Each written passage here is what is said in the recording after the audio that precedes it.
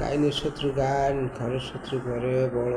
প্রিয় দেশবাসী, কথাটা তিক্ত হলে সত্য যে এক ঘরে কেউ জামাত, কেউ বিএনপি, কেউ জাতীয় পার্টি, কেউ এনসিপি, বিভিন্ন দলে বিভক্ত হয়ে গেছে ভাই।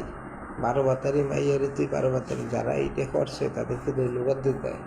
না হইলে মানুষ বসতো না। এক ঘরে সওয়াল 2-3 থাকলে একজনে আওয়ামী লীগ, একজনে বিএনপি, একজনে জাতীয় পার্টি, একজনে জামাত, একজনে এনসিপি। কি কোন দেশে আছি?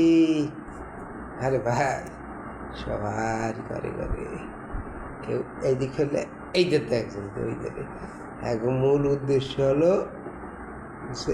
যে ক্ষমতায় আসবে আমরা তার দলে। আর আমি এই বৃহত্তর কি গোপালগঞ্জে কোটালীপাড়ায়ও একই অবস্থা। কোটালীপাড়া, গোপালগঞ্জ, টুঙ্গিপাড়া, কাশী, নিউইয়র্ক, শেরপুর, গোপালগঞ্জের অবস্থা এই। অন্য জায়গায় তো আরও ভালো। এখন আর ওই যে অমুকে জামাত করে, খালি ভাই জামাত করবে না, আর একজনকে আমি বিএনপি করবো, আর একজনকে আমি আওয়ামী লীগ করবো। ভাই 12 জায়গার 13 জন বসত করে এই বাংলাদেশে, 12 জায়গার 13 জনে বসত করে। তত্ত্বটাকে একটা কথা আছে, কিন্তু আসলে না। বাংলাদেশের ভিতরে ভাই, বাংলাদেশের লোকে আমরা এগিয়ে গেছি। এখন আর অমুকের নেতার কথায় সবাই যাবে না। এদেশে যারা নেতৃত্ব দেয় সমাজে তারাই খারাপ, আর যারা নেতৃত্ব দেয় না তারা বুঝগে না বোঝার ভান করে। এটাও একটা খারাপ দিক।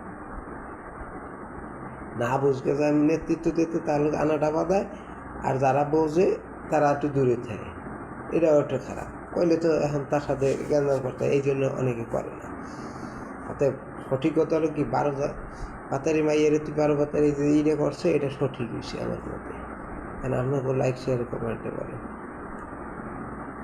লাইক, শেয়ার, কমেন্টে বলবেন যে এই যে 12 ভাতারি মাইয়ের 12 ভাতারি, এখনই বাংলাদেশের অবস্থা এটা কি সঠিক আছে কিনা দেখেন। আমি তো বুঝতে পারি না, দুটো